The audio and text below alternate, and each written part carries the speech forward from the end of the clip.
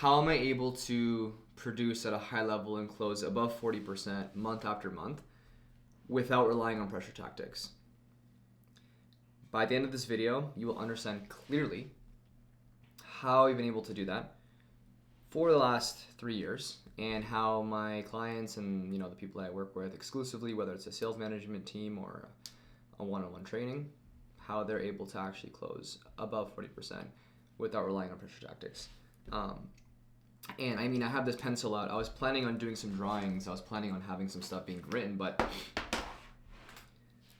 I think the whole concept of frameworks and tactics and word tracks and all these different things, they derive meaning from, people watching videos like this, looking at a screen, and then people drawing shit, or, going through a script. And I really want to take this time to just have you understand that if you watch this video till the end, it's not going to be a long one, okay? I guarantee you will never rely on a script, on a framework, feeling like you're having to push people over the edge. Your calls will feel effortless. How am I able to effectively close people? How am I able to? It's just there's no specific answer, but what I will say is where your heart is. How am I able to close people above 40%? Heart posture. God, self-belief, leadership, grace, empathy. Without any of those things present, how would you be able to provide an opinion, shift a belief, handle an objection, challenge someone, offer a suggestion? How do you expect to do any of those things to someone who you don't understand? There's usually 4 things that I have all of my clients do if they want to close at a high level. Number 1, it's understanding who the prospect is or why they are. Or sorry, hold on. It's who they are why they are not, and what they want. You see a lot of closers rely on the fact that there's outcomes that have to get hit in the call. There is a framework that they have to follow. There's specific beliefs or outcomes or goals or current situations that they have to understand. But I'm here to tell you that none of that stuff matters. Because when you understand someone to their core, like I said, who they are, why they are not, and what they want, there's going to be nothing in your way by the end of the call. And I'll explain how. I want you to imagine a prospect, or I want you to imagine someone. The way that they live their life is based off of their human needs, okay? Imagine life like a table. You have spirituality, career or finances, relationships, and health. Can a table stand on its own without one leg present? How about 2 legs? What if all the legs on the table were different shapes and sizes? Different heights, different widths. Would the table lean? Would the table fall? Would there even be a table? You have to understand that people are tired of being tired, and they hop on the call for you for a solution. And all you have to do is understand, again, I'll go through the 4 things again, but when you take the time to understand who they are, like literally to their core, who they are, what they do for a living, what they do for work, if they're a father, if they're a brother, if they're a mother, if they're a husband, who they are, okay? And then why they are, which is what are the circumstances or what happened in their life to make them who they are? Because it's why are they like them? If you take the time to understand these things, there's absolutely no way that, let's say, after they tell you what's going on, what their faith looks like, what their bank account looks like, how they feel about that, sincerely tell you exactly how that works and how that looks like. In their language, there's something called identity, right? And if they're able to identify where they are and what their table looks like, all you have to do is then go to the next thing, is why they are not. Because if they're able to clearly tell you, yeah, like my bank account is like this, or my physique is not where I want it to be because I'm fat right now. They are verbally telling you the shapes and the sizes of the legs of their table. After that, all you have to ask is like, well, okay, how much longer? How much longer do you want to be the guy that lives life feeling like this? Not the money that he wants in the bank account, not the body that you want, not the respect that your family gives you. How much longer? And you let their brain tell you where they want to go, because they dictate how the conversation moves. And for most people, they're going to tell you that they don't want to. Why? Why don't you want to? What happens if nothing changes? And they're going to literally tell you that they are no longer willing to live in this table because there's no foundation. There's like everything on the table is falling off. Yeah, if nothing changes, I'm going to keep living the same way. Do you want to live the same way? Do you deserve that?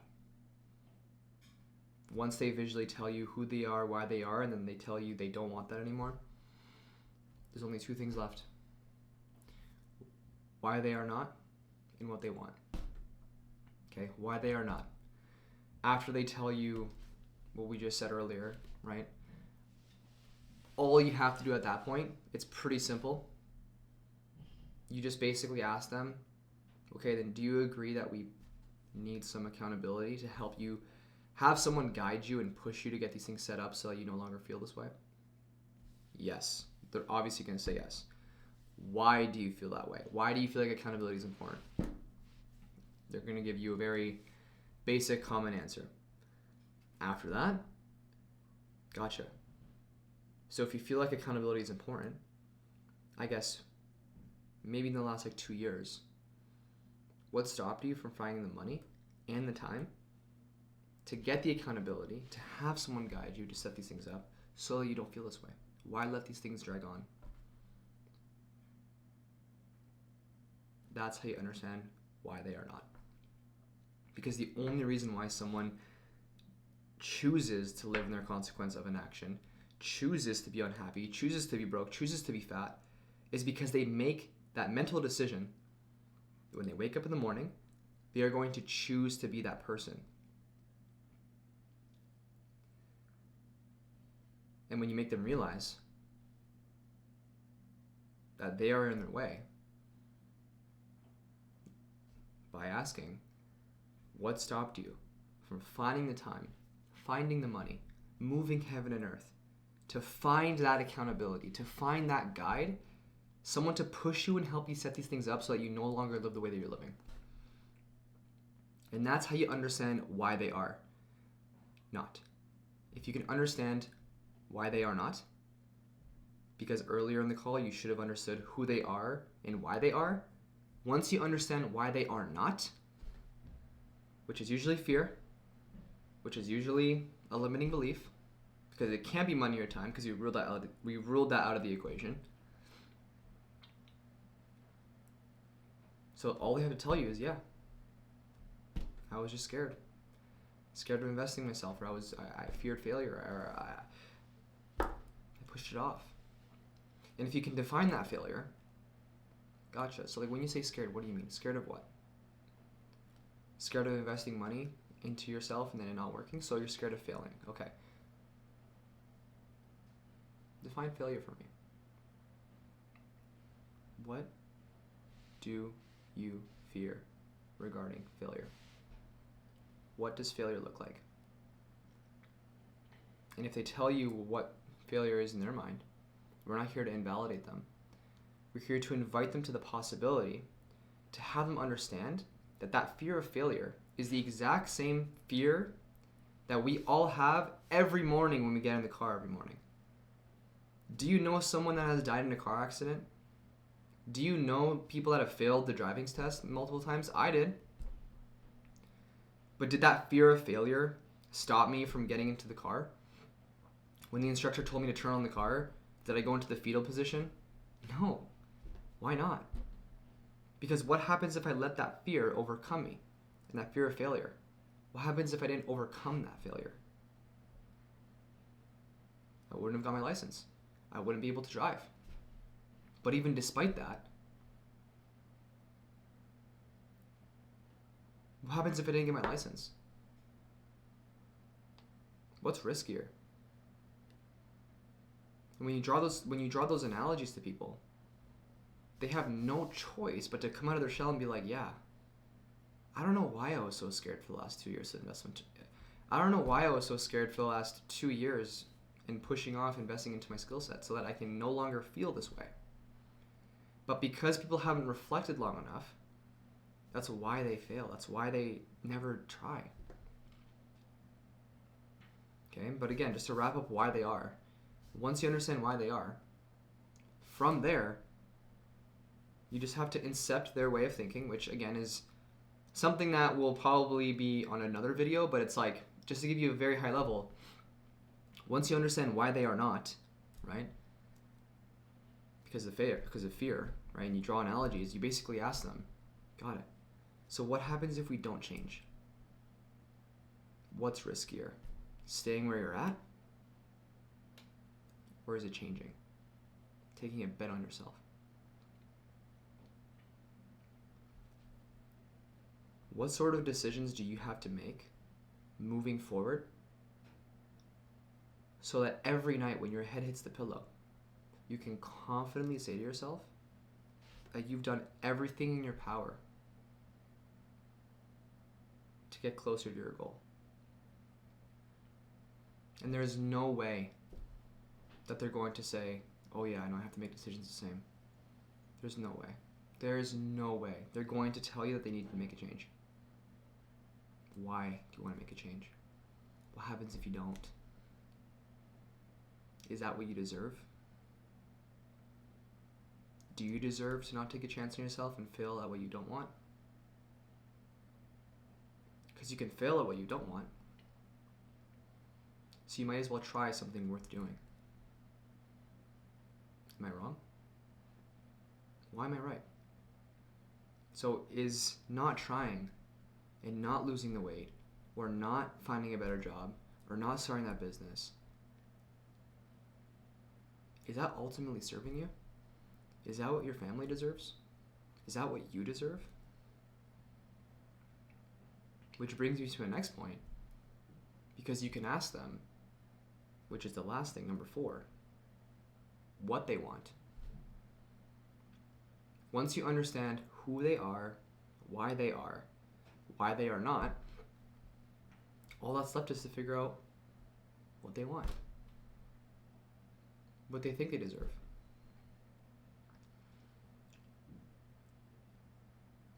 Like, imagine going to a sales call and you're a fat person and you're on the phone with another closer or a coach, and you're going through your life story. They understand who you are, they understand why you are, and they also took the time to understand why you are not, why you are choosing to live in the consequence of an action. And then the sales rep said to you, is this what you deserve? That's heart posture, because they actually give a shit. They are a human being. And then all you have to ask at that point is, what do you deserve? What does your family deserve? If you were able to do these things, how would it make you feel? What would your wife think? How would your kids look at you? Because once you understand who someone is, why someone is, and why someone is not, and then you hit them with the what they want, do you think anyone's going to give you an objection at the end of the call? Nope. Pull up my call recordings. The only pushback I get on my calls is it's a scary decision. And that's not an objection. That's human nature. If someone wasn't scared to make a decision, they're not human. Have you and I ever made a decision in life that was pivotal, where we were completely cool, not nervous, not anxious, but it genuinely pushed our life forward? Probably not.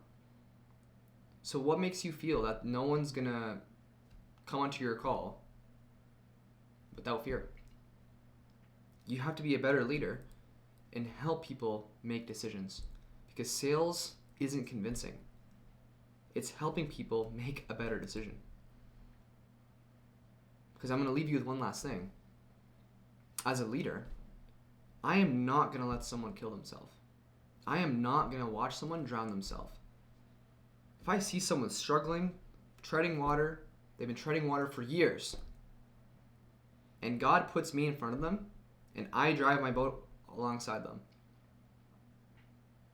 I'm going to do everything in my power to pull them up to my boat, even if they take my arm with me. If I am grabbing onto them and they end up ripping my arm out of my socket, it wasn't my arm. That's what it means to be a radical leader. Understanding that you're not someone that will allow someone to drown themselves because you care about them. There's a degree of care and respect that you have to have for every single prospect that you speak to. In fact, remove the word prospect. Brother, sister, mother, father. Sorry, I have an eyelash in my eye. That's it, guys. There's no pressure. Because when you get on calls, understanding those 4 things, who they are, why they are not, and what they want, and they verbally tell you that they're no longer willing to be who they are because it's caused them to have the consequence of why they are not, and they verbally tell you that with their own mouth, and you consequence that behavior,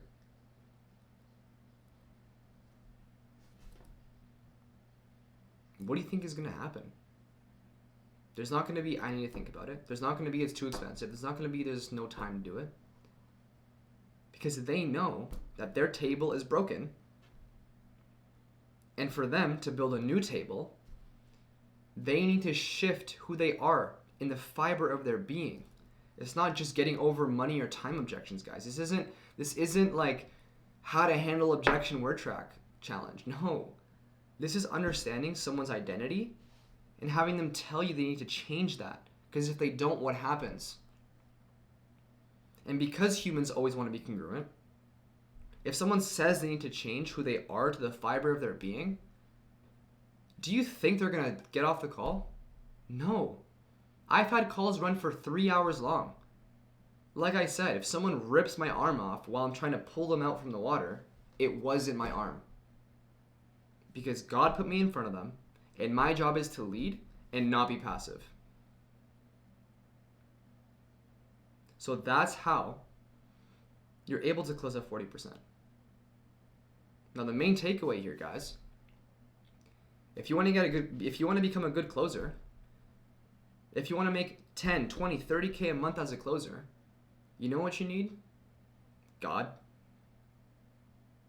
Why? Because God is the only person that's able to change your heart posture and make you realize that it's above money. We're not here to make money. We're here to change lives, and I mean that. You might hear from your sales coach, guys, detach from the sale, guys, like, we're here to help.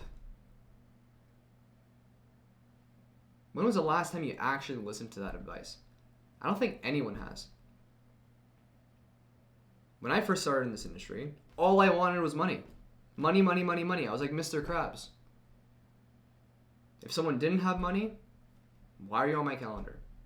Get off my calendar. But we're here to serve and truly feel where someone's at and care for them to the highest degree. Because if we don't care about someone, then that means we're not going to take the time to understand who they are, why they are not, and what they want. How would we ever be able to offer perspective to somebody? How are we able to change someone's identity? How are we able to provide a solution if we don't even know what we're working with?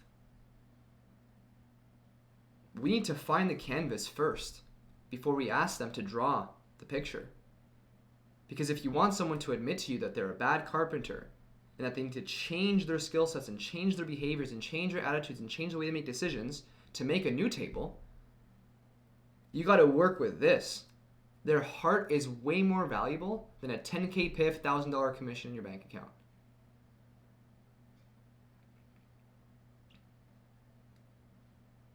There is no pressure. Because why would I pressure someone to not drown themselves? I'll give you another example.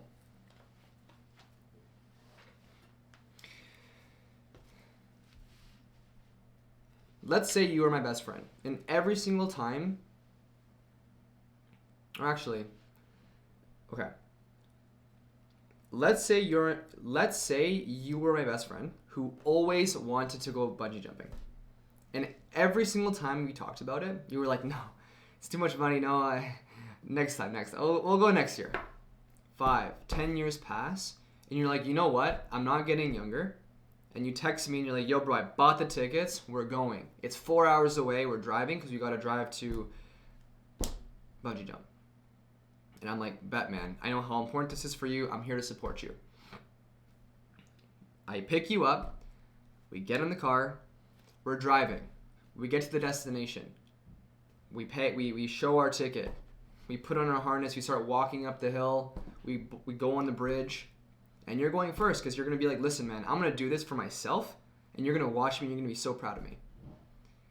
And then the person counts. 3, 2, 1.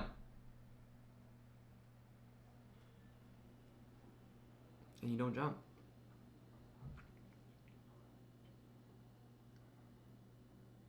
And you look back at me.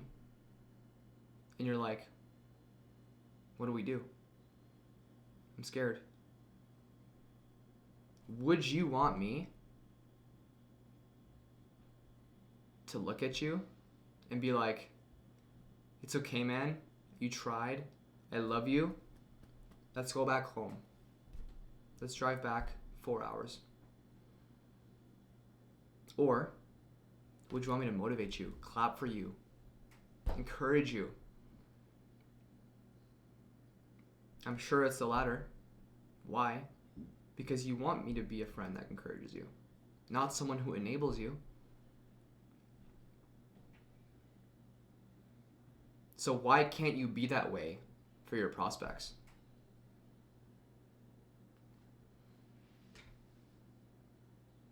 Why can't you be that way? What makes you feel you can't spend all night to help someone genuinely do something that they know they have to do, but they're your friend at the edge of the cliff looking back at you? They rely on your leadership. Because without that, then you gotta revert to pressure tactics, then you gotta revert to NLP, then you gotta revert to pre-handling objections. Because you don't care. The hard truth about being a closer is that you don't care. And if you wanted to make more money, open the Bible. Learn about your brothers and sisters. Learn about who you're actually speaking to. If you actually believed in God, then you would understand that every single person that we speak to is a vessel of the Holy Spirit. And you're just going to not take an extra hour or two, spend all night with them to make sure they close, and spend all the time to make sure that you understand who they are, why they are not, and what they want.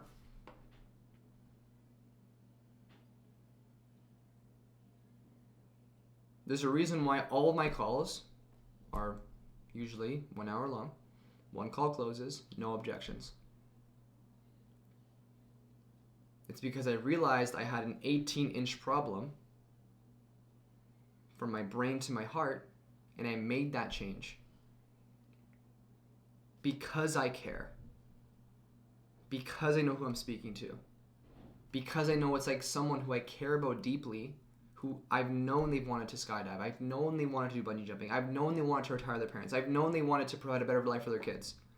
But they haven't, because everybody in their life, including themselves, enables that behavior and says to the fat person, it's okay. I love you. Try again next year.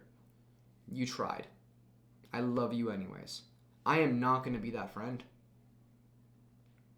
It's almost like the drug addict hitting the needle every night. And people around them and even them themselves saying, yeah, you know what, I shouldn't be doing this, but I'm going to get high anyways. A prospect that's trying to get off the call is like someone who you spoke with for a whole hour talking about how they wanted to get sober from drugs, and you letting them get out of the car instead of walking into the rehab facility is equivalent to you letting them go. You're watching them hold a needle in their hand, and they're like, I need to get high again before I commit to this. I can't do this, I'm not ready. I need to get high again. That's someone who was a child before. And they look up to you. They're on your call. You're on one side of the call, and they're on one side of the call. And if there's anything else that I leave you guys with, is that the online education space is the future of society.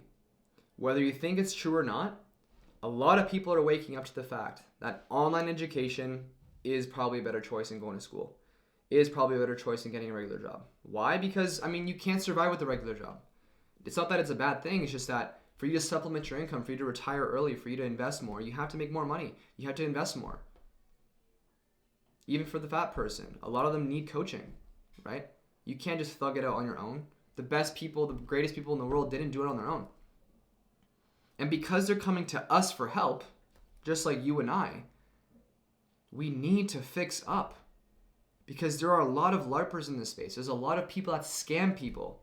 I know guys that follow me that are totally okay closing a single mom for $10,000 that she doesn't have and finance her with Klarna, when they know for a fact that that business model or that program is not going to help her. And that doesn't sit right with me.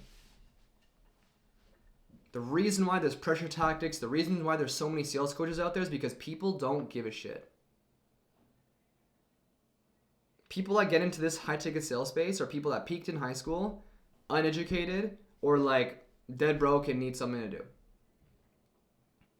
And then got good at LARPing off of people. That's the truth. And it hurts. But there's a reason why I also close more deals than you. Because I don't rely on pressure tactics. I don't need a sales coach. I don't need to know how to psychologically incept people's behavior because I care about people. I know who I'm speaking to. I take time to actually understand the human being that's in front of me. Because without that, you're no longer human. So we got to fix up. Especially as leaders of this world, people look up to us. No matter how young you are, no matter how inexperienced you are. You are the light of the world. So think about that. So instead of relying on pressure tactics or how to close better or like the next word track or the next reframe, look inwards and ask yourself, where is my heart? Am I serving money? Or am I serving God? If you watch this far, there's a link in the description. I want to talk to you. I want to talk to you. If you've watched this video this far, I want to talk to you. I don't care if you're not a high-ticket closer, if you are a high-ticket closer, if you're a business owner, I don't care. I want to talk to you because I can help you. Whether it's to generate more leads, whether it's to close more deals. I've worked with people and helped them scale 6 figures plus in less than 30 days. So book a call below. I'll see you on the other side. And I appreciate you for watching. I'll see you tomorrow.